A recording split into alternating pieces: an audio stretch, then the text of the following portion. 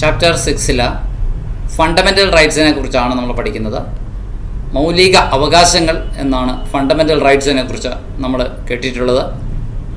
ഒരു ഇന്ത്യൻ പൗരന് ഭരണഘടന ഉറപ്പു നൽകുന്ന മൗലിക അവകാശങ്ങളാണ് ഫണ്ടമെൻ്റൽ റൈറ്റ്സ് എന്ന് നമുക്കറിയാം. 6 മൗലിക അവകാശങ്ങളാണ് ഒരു ഇന്ത്യൻ സിറ്റിസൺ ഉള്ളത്. ഒന്നാമത്തേത് റൈറ്റ് ടു ഈക്വാലിറ്റി ആണ്, സമത്വത്തിനുള്ള അവകാശമാണ്. ഒന്നാമത്തെ ഫണ്ടമെൻ്റൽ റൈറ്റ് സമത്വത്തിനുള്ള അവകാശമാണ്. അത് കഴിഞ്ഞിട്ടാണ് സ്വാതന്ത്ര്യത്തിനുള്ള അവകാശം പോലും പറയുന്നത്. സമത്വം വളരെ പ്രധാനപ്പെട്ട ഒരു കാര്യമാണ് ഇന്ത്യൻ ഭരണഘടനയുടെ മുന്നിൽ. 2 റൈറ്റ് ടു ഫ്രീഡം ആണ്, സ്വാതന്ത്ര്യത്തിനുള്ള അവകാശമാണ്.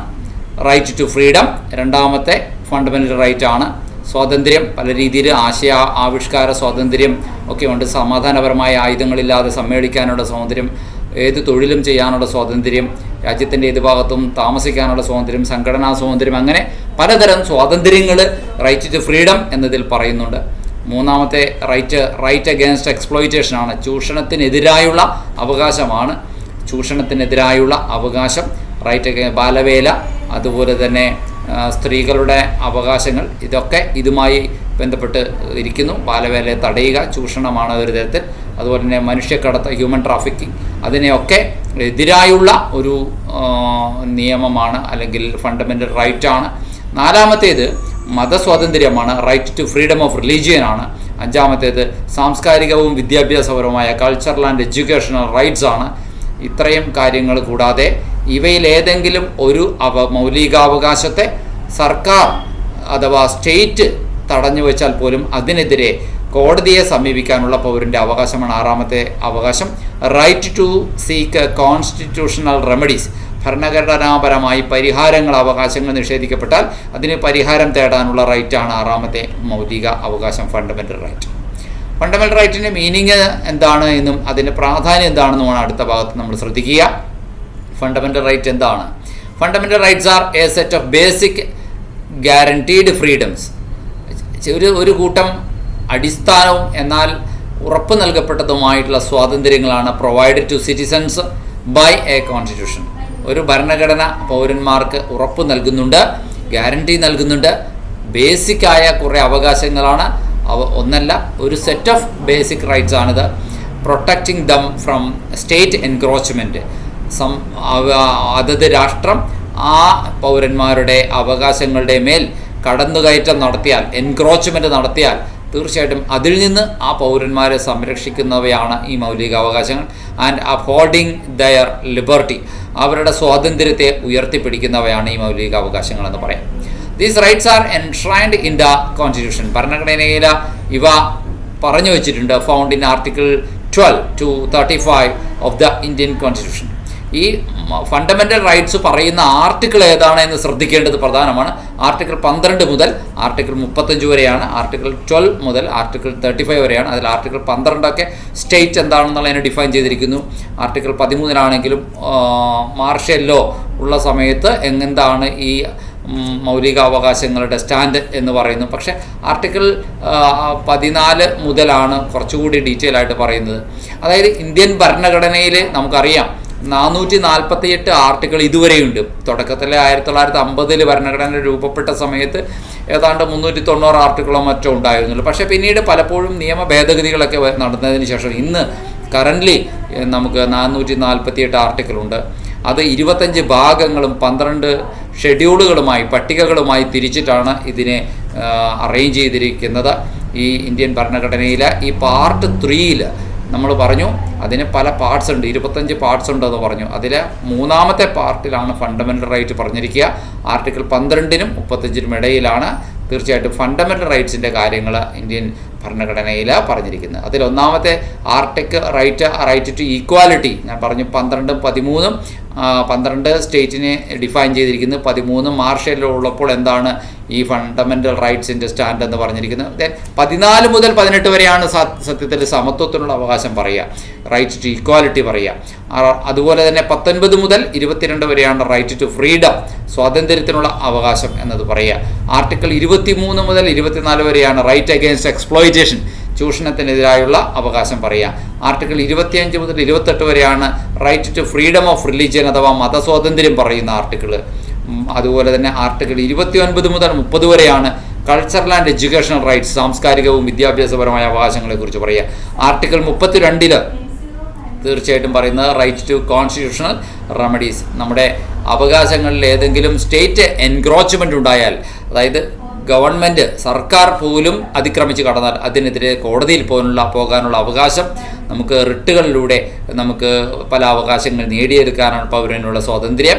അതൊക്കെ പറയുന്ന റിട്ടുകളെക്കുറിച്ച് പറയുന്ന ഹേബിയസ് കോർപ്പസ്, മാൻഡമസ്, സെർഷ്യോറാറി, കോവാറൻറ്റോ തുടങ്ങിയ റിട്ടുകളെക്കുറിച്ച് പറയുന്നതൊക്കെ ഈ ഭാഗത്താണെന്ന് പറയാം. ആർട്ടിക്കിൾ 32 ചുരുക്കി പറഞ്ഞു കഴിഞ്ഞാൽ ഈ ഫണ്ടമെൻ്റൽ റൈറ്റ്സ് എന്താണ് ഉറപ്പ് നൽകുന്നത്? Ensure the fullest physical, mental and moral development of every citizen.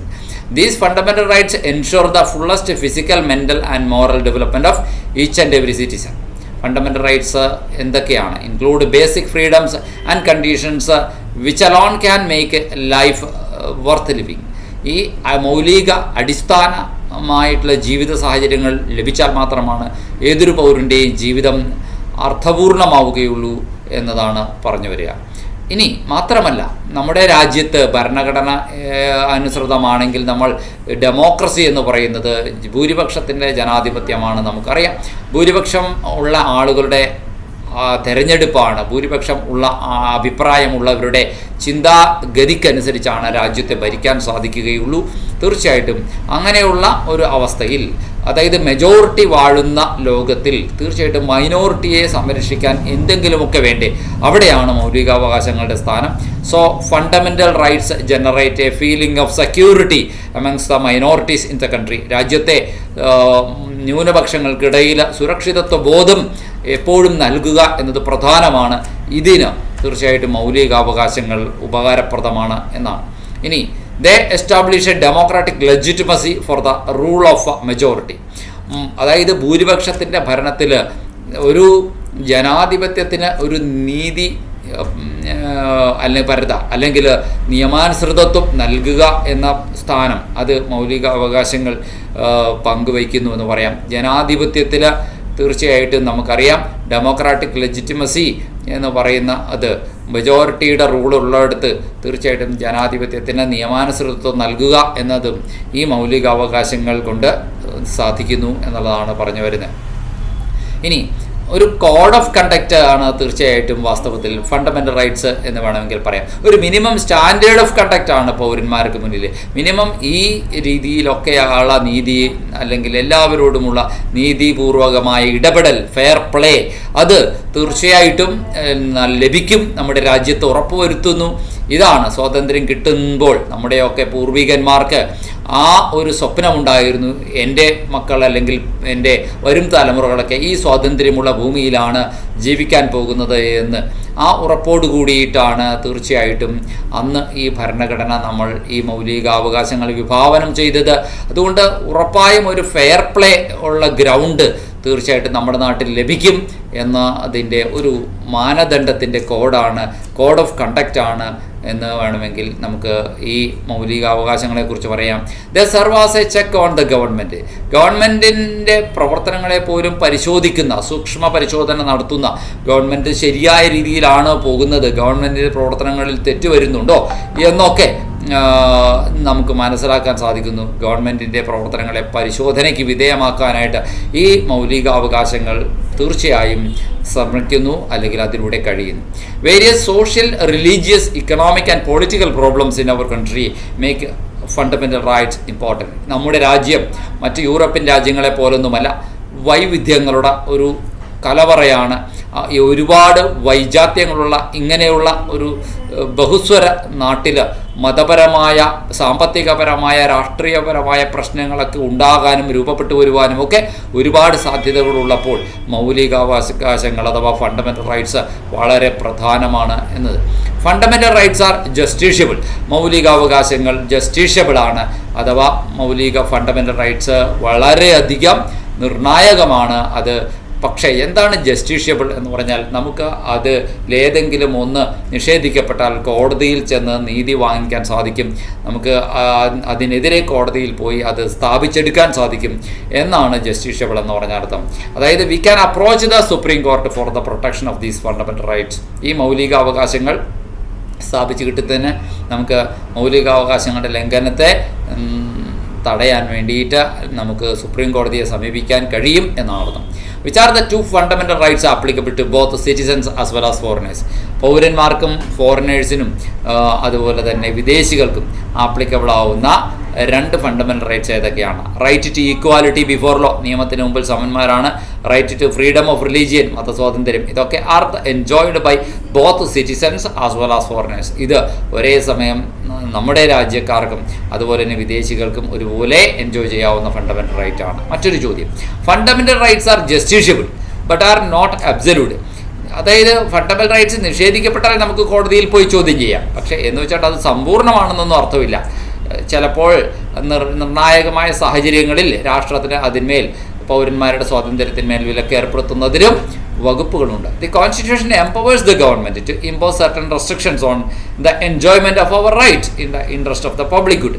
പൊതു നന്മയെ ലാക്കാക്കി, പൊതു നന്മയെ ചിന്തിച്ചുകൊണ്ട് വേണമെങ്കിൽ ഒരാളുടെ സ്വാതന്ത്ര്യത്തിന് മേൽ റെസ്ട്രിക്ഷൻ ഏർപ്പെടുത്തുന്നതിന് സ്റ്റേറ്റിനെ ശക്തിപ്പെടുത്തുന്നു, അല്ലെങ്കിൽ അധികാരം നൽകുന്നു ഭരണഘടന. ഇതാണ് പറഞ്ഞു വരുന്നത്. അതുകൊണ്ട് അത് സമ്പൂർണ്ണമല്ല, അബ്സല്യൂട്ട് അല്ല. ഇനി മറ്റൊരു ചോദ്യം, which fundamental right mentioned earlier in the list of fundamental rights was removed later by the 44th amendment? 44ാം ഭരണഘടനാ ഭേദഗതിയിലൂടെ ആദ്യം മൗലികാവകാശമാണ് എന്ന് പറഞ്ഞിരുന്നത് പിന്നീട് മാറ്റം വരുത്തി അഥവാ നീക്കം ചെയ്തു.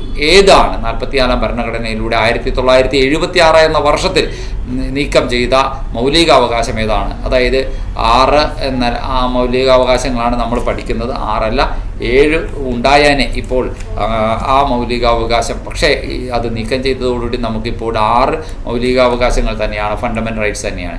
സ്വത്തവകാശം അഥവാ റൈറ്റ് ടു പ്രോപ്പർട്ടി എന്ന ഒന്നാണ് നമുക്ക് ഇത് 44ാം അമെൻമെൻറ്റിലൂടെ മാറ്റം വരുത്തിയത്. The right to property was removed from the list of fundamental rights by the 44th amendment act since it has made a legal right. കാരണം അതൊക്കെ ഒരു ലീഗൽ റൈറ്റായിട്ട് മാറ്റുകയാണ് ചെയ്തത് നമുക്കറിയാം. അത് മൗലികാവകാശമല്ല, ഫണ്ടമെൻ്റൽ റൈറ്റ് അല്ല, സ്വത്തവകാശം.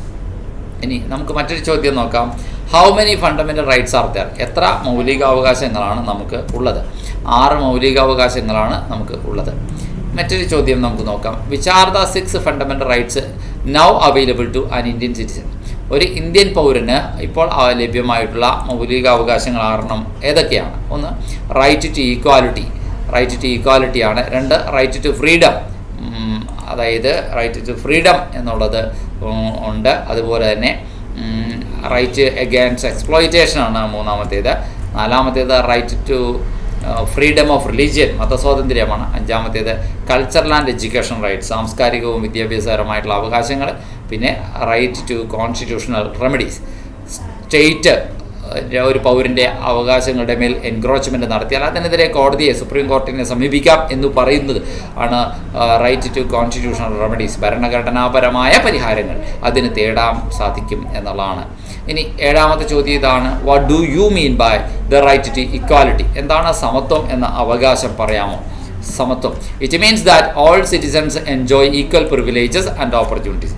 അതിൻ്റെ അർത്ഥം ഇതാണ്, എല്ലാ പൗരന്മാരും തുല്യ ആനുകൂല്യങ്ങളും അവസരങ്ങളും ആസ്വദിക്കുന്നു എന്ന് ഉറപ്പുവരുത്തുക എന്നത്. It protects the citizens against any discrimination by the state on the basis of religion, caste, race, sex or place of birth. അതായത് ജാതി, മതം, വംശം, അതുപോലെ തന്നെ ജനിച്ച സ്ഥലം എന്നിവയുടെ അടിസ്ഥാനത്തിൽ യാതൊരു തരത്തിലുള്ള വിവേചനത്തിൽ നിന്നും പൗരന്മാരെ അത് സംരക്ഷിക്കുന്നു എന്നർത്ഥം.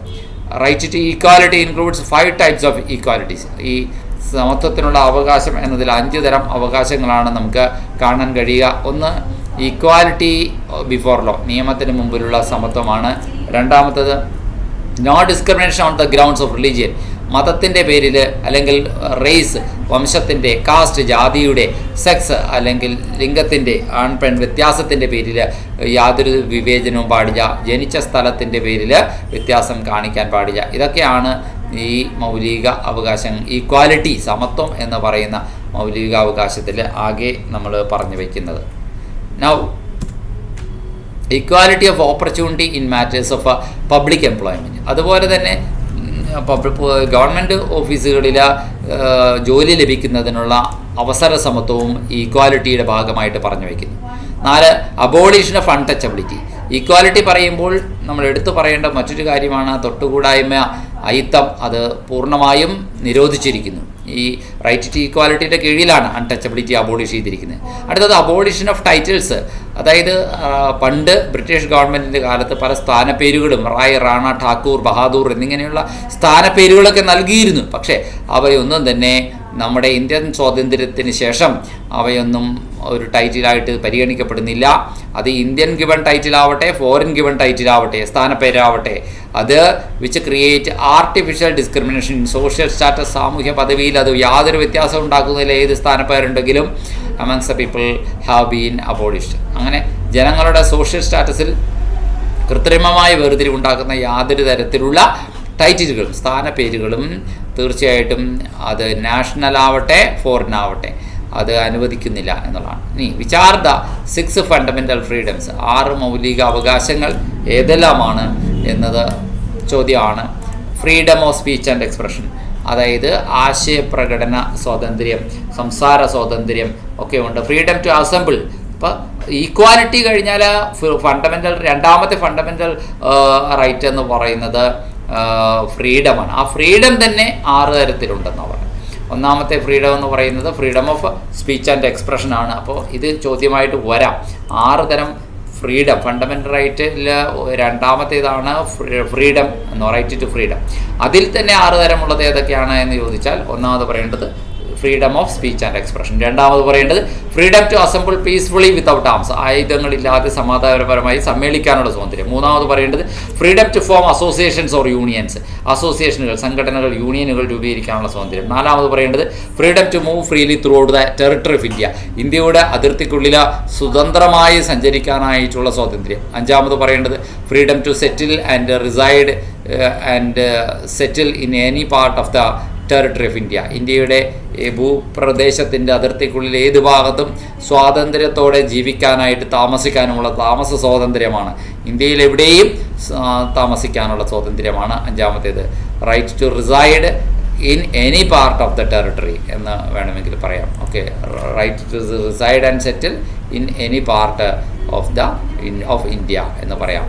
ഇനി ആറാമത്തേത് freedom to practise any profession or to carry on any occupation or trade or business, എന്ത് തൊഴിലും ചെയ്യുവാനായിട്ട് ഉള്ള തൊഴിലെടുത്ത് ജീവിക്കാനുമുള്ള സ്വാതന്ത്ര്യങ്ങളുണ്ട്. ഇങ്ങനെ 6 തരം സ്വാതന്ത്ര്യം എന്നത് രണ്ടാമത്തെ ഫണ്ടമെൻ്റൽ റൈറ്റാണ്. നമുക്ക് ആകെ 6 ഫണ്ടമെൻ്റൽ റൈറ്റ് ഉണ്ട്. അതിൽ ഒന്നാമത്തേത് ഈക്വാലിറ്റിയാണ്, സമത്വമാണ്. ആ സമത്വം പറയുമ്പോൾ നമുക്കറിയാം, ജാതിയുടെയോ മതത്തിൻ്റെയോ ലിംഗത്തിൻ്റെയോ ഒന്നിൻ്റെയും പേരിൽ യാതൊരു തരം ഡിസ്ക്രിമിനേഷനും ഉണ്ടാവില്ല എന്നാണ് ഈക്വാലിറ്റി പറയുന്നത്. ഒപ്പം തന്നെ എന്ത് ചെയ്യുന്ന അയിത്ത നിർമ്മാർജ്ജനം നമ്മൾ അതിൽ പ്രധാനപ്പെട്ട ഒരു കാര്യമായിട്ട് പറയുന്നു ഈക്വാലിറ്റി പറയുമ്പോൾ. അതുപോലെ തന്നെ ഈ ഗവൺമെൻറ് ജോബ് കിട്ടാനായിട്ട് ഈക്വൽ ഓപ്പർച്യൂണിറ്റി പറയുന്ന ഈക്വാലിറ്റി പറയുമ്പോൾ ആ പോയിൻറ്റ്സൊക്കെ ഈക്വാലിറ്റിയുടെ ആണെങ്കിൽ, ഇത് രണ്ടാമത്തെ ഫണ്ടമെൻ്റൽ റൈറ്റാണ് ഫ്രീഡം. അതിൻ്റെ ഉള്ളിൽ 6 പോയിൻ്റാണ്. ആശയപ്രകടന സ്വാതന്ത്ര്യം, സംസാര സ്വാതന്ത്ര്യം. രണ്ടാമത്തേതാണ് സമാധാനപരമായ ആയുധങ്ങളില്ലാതെ സമ്മേളിക്കാനുള്ള സ്വാതന്ത്ര്യം. അതുപോലെ തന്നെ യൂണിയനുകൾ, അസോസിയേഷനുകൾ രൂപീകരിക്കാനുള്ള സ്വാതന്ത്ര്യം. അതുപോലെ തന്നെ ഇന്ത്യയുടെ അതിർത്തിക്കുള്ളിൽ എവിടെയും സ്വതന്ത്രമായി സഞ്ചരിക്കാനുള്ള സ്വാതന്ത്ര്യം. അതുപോലെ തന്നെ ഇന്ത്യയിൽ എവിടെയും താമസിക്കാനുള്ള സ്വാതന്ത്ര്യം. അതുപോലെ തന്നെ ഏത് തരം തൊഴിലും പ്രൊഫഷനും ബിസിനസ്സും ഒക്കുപ്പേഷനും ഒക്കെ പ്രാക്ടീസ് ചെയ്യാനുള്ള സ്വാതന്ത്ര്യം. ഇതാണ് 6 തരം ഫ്രീഡങ്ങൾ. Explain the freedom of speech and expression. അതിൽ തന്നെ freedom of speech and expression മാത്രമായിട്ടൊന്ന് എക്സ്പ്ലെയിൻ ചെയ്യൂ എന്ന രീതിയിൽ ഒരു ചോദ്യം പരീക്ഷയ്ക്ക് ചോദിക്കാം. This is an important freedom. ഇത് വളരെ പ്രധാനപ്പെട്ട ഒരു സ്വാതന്ത്ര്യമാണ്. This freedom ensures free and frank speech, തുറന്ന് സ്വതന്ത്രമായി സംസാരിക്കാം, ഡിസ്കഷൻ ചെയ്യാം, exchange our opinions with others, നമ്മുടെ അഭിപ്രായങ്ങൾ നമ്മുടെ സഹജീവികളുമായി വിനിമയം ചെയ്യാം. It includes the freedom of the press. ഇതിനകത്ത് പത്രസ്വാതന്ത്ര്യവും വരുന്നുണ്ട് എന്നുള്ളതാണ് പറഞ്ഞു വരുന്നത്. It includes the freedom of the press. These freedoms are not absolute freedoms എന്ന് വെച്ചിട്ട് ഇത് സമ്പൂർണ്ണ സ്വാതന്ത്ര്യങ്ങളല്ല, അബ്സല്യൂട്ട് ഫ്രീഡങ്ങളല്ല എന്നുകൂടി എടുത്തു പറയുന്നു. The state is empowered to impose reasonable restrictions on the exercise of these rights in the interest of the security of the state. രാഷ്ട്രത്തിൻ്റെ സുരക്ഷിതത്വത്തെ പ്രമാണിച്ച്, പൊതു ജനങ്ങളുടെ സമാധാന ജീവിതത്തെ പ്രമാണിച്ച്, പബ്ലിക് ഓർഡറിനെ പ്രമാണിച്ച്, മൊറാലിറ്റി ധാർമ്മികതയെ പ്രമാണിച്ച് ഈ ഫ്രീഡങ്ങളൊക്കെ വേണമെങ്കിൽ ഇടയ്ക്കെങ്കിലും അതിൽ വെട്ടിച്ചുരുക്കൽ വരുത്തുവാനായിട്ട് സ്റ്റേറ്റിനെ ചുമതലപ്പെടുത്തിയിരിക്കുന്നത്. എംപവേർഡ് ആണ് എന്ന് പറഞ്ഞു കഴിഞ്ഞാൽ ചുമതലപ്പെടുത്തിയിരിക്കുന്നത്. The state is empowered to impose എന്ന് വെച്ച് കഴിഞ്ഞാൽ ഏർപ്പെടുത്തുക. റീസണബിൾ റെസ്ട്രിക്ഷൻസ്, സ്റ്റേറ്റിന് എന്തും ചെയ്യാൻ സാധിക്കില്ല, ന്യായമായ റെസ്ട്രിക്ഷൻസ് ഏർപ്പെടുത്താൻ സാധിക്കും എന്ന്. These freedoms can be suspended during the state of national emergency, at times of national emergency. ദേശീയ അടിയന്തരാവസ്ഥ പ്രഖ്യാപിച്ചിരിക്കുന്ന സമയത്ത് സ്റ്റേറ്റിന് ഈ ഫ്രീഡങ്ങൾ എപ്പോൾ വേണമെങ്കിലും സസ്പെൻഡ് ചെയ്യാവുന്നതും ആണ് എന്ന് പറയാം. ഇനി രണ്ടാമത് നമ്മൾ വേറൊരു ചോദ്യത്തിലേക്ക് കടക്കുന്ന ഇതാണ്, വിദ്യാഭ്യാസത്തിനുള്ള അവകാശം എന്ന് പറഞ്ഞല്ലോ. 86-ാം ഭരണഘടനാ ഭേദഗതിയിലൂടെ ആർട്ടിക്കിൾ 21 ആഡ് ചെയ്തിരിക്കുന്നു എന്ന് നമുക്ക് പറഞ്ഞു. ഈ അമെൻമെൻറ്റ് ആക്ട് പറയുന്നത് റൈറ്റ് ടു എഡ്യൂക്കേഷൻ എന്ന് പറയുന്നത് has made a fundamental right and has been deleted from the list of directive principles of state policy. രാഷ്ട്രനയത്തിൻ്റെ നിർദ്ദേശക തത്വങ്ങളിലായിരുന്നു അത് പറഞ്ഞിരുന്നത്. എന്നാൽ അത് അവിടെ നിന്ന് ഡിലീറ്റ് ചെയ്തുകൊണ്ട് അത് തീർച്ചയായിട്ടും ഇവിടെ റൈറ്റ് ടു എഡ്യൂക്കേഷൻ എന്നതിൻ്റെ ഭാഗമായിട്ട് ആഡ് ചെയ്തു എന്നുള്ളതാണ്. According to it, the state shall provide free and compulsory education to all citizens, all children of the age of at the age of 6 to 14. 6-നും 14-നും ഇടയ്ക്കുള്ള പ്രായമുള്ള എല്ലാ കുട്ടികൾക്കും നിർബന്ധിത വിദ്യാഭ്യാസം നൽകാൻ in such a manner as the state may by law determine. ഇത് രാഷ്ട്രം ഒരു നിയമത്താൽ നിശ്ചയിക്കേണ്ടുന്ന ഒരു കാര്യം കൂടിയാണ് എന്ന് പറഞ്ഞിരിക്കുന്നു. It also states that it is the responsibility of the parent or guardian, മാതാപിതാക്കന്മാരുടെ ചുമതലയാണ് to provide opportunities for education to their ward or child. ഒരു തങ്ങളുടെ സംരക്ഷണത്തിലുള്ള കുട്ടിക്ക് തീർച്ചയായിട്ടും വിദ്യാഭ്യാസം നൽകുക എന്നുള്ളത് മാതാപിതാക്കന്മാരുടെ ചുമതലയായി പറഞ്ഞു വയ്ക്കുകയും ചെയ്യുന്നുണ്ട്. between the age of 6 to 14, 6-നും 14-നും ഇടയ്ക്ക് പ്രായമുള്ള തൻ്റെ വാർഡിൻ്റെ അല്ലെങ്കിൽ കുട്ടിയുടെ മകൻ്റെ അല്ലെങ്കിൽ മകളുടെ വിദ്യാഭ്യാസം തീർച്ചയായും കൊടുക്കേണ്ട ഉത്തരവാദിത്തം മാതാപിതാക്കളെ ചുമതലപ്പെടുത്തിയിരിക്കുന്നു എന്നുള്ളതാണ്. മറ്റൊരു ചോദ്യം വളരെ പ്രധാനപ്പെട്ടത് തന്നെയാണ് പരീക്ഷയ്ക്ക്, അതായത് ചൂഷണത്തിനെതിരായുള്ള അവകാശം എന്ന് പറയുമ്പോൾ അതൊന്ന് വിശദമാക്കാമോ? Explain the right against exploitation. The people of India were exploited not only by the British. ബ്രിട്ടീഷുകാർ മാത്രമാണോ ഇന്ത്യക്കാരെ ചൂഷണം ചെയ്തിരിക്കുന്നത്? അല്ല. But also by the money lenders and zamindars. ഇവിടുത്തെ പണം പലിശക്ക് കൊടുക്കുന്ന ആളുകൾ, അതുപോലെ തന്നെ ജമീന്ദാർമാർ ഒക്കെ ഇന്ത്യക്കാരെ ചൂഷണം ചെയ്തിട്ടുണ്ട് പല കാലഘട്ടങ്ങളിൽ, ചരിത്രത്തിൻ്റെ താളുകളിൽ.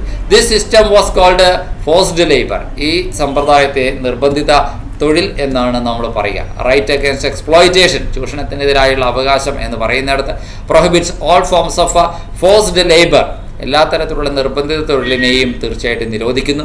As well as traffic in human beings, മനുഷ്യക്കടത്തിനെയാണ് ഹ്യൂമൻ ട്രാഫിക്കിംഗ് എന്ന് പറയുന്നത്, അതിനെ തടയുന്നു. അതായത് sale and purchase of human beings, മനുഷ്യരെ വിൽക്കുകയും വാങ്ങുകയും ചെയ്യുന്നതിനാണ് ഹ്യൂമൻ ട്രാഫിക്കിംഗ്, അത് തടയുന്നു. Constitution also provides a safeguard for children. പ്രത്യേകിച്ചും കുട്ടികളുടെ കാര്യത്തിൽ സുരക്ഷിതത്വം എന്നത് ഭരണഘടന ഉറപ്പ് നൽകുകയും ചെയ്യുന്നുണ്ട്. It bans the employment of children below age of 14 in any factory. 14 വയസ്സിൽ താഴെയുള്ള കുട്ടികളെ ഒരു ഫാക്ടറിയിലും മൈനിലും ഓർ ഹസാർഡസ് ഓക്കുപ്പേഷൻസ് അല്ലെങ്കിൽ മറ്റ് ഹാനികരമായ തൊഴിലുകളിൽ ഏർപ്പെടുത്തുന്നതിൽ നിന്ന് തീർച്ചയായിട്ടും തടയുന്നുമുണ്ട്.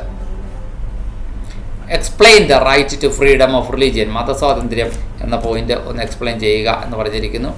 എന്താണ് മതസ്വാതന്ത്ര്യം? നമുക്ക് ഇഷ്ടമുള്ള മതത്തിൽ വിശ്വസിക്കാനും വിശ്വസിക്കാതിരിക്കാനും ഒക്കെയുള്ള സ്വാതന്ത്ര്യം ഇന്ത്യൻ പൗരന്മാർക്ക് ഭരണഘടന ഉറപ്പ് നൽകുന്നു എന്നതാണ് പറഞ്ഞു വരുന്നത്.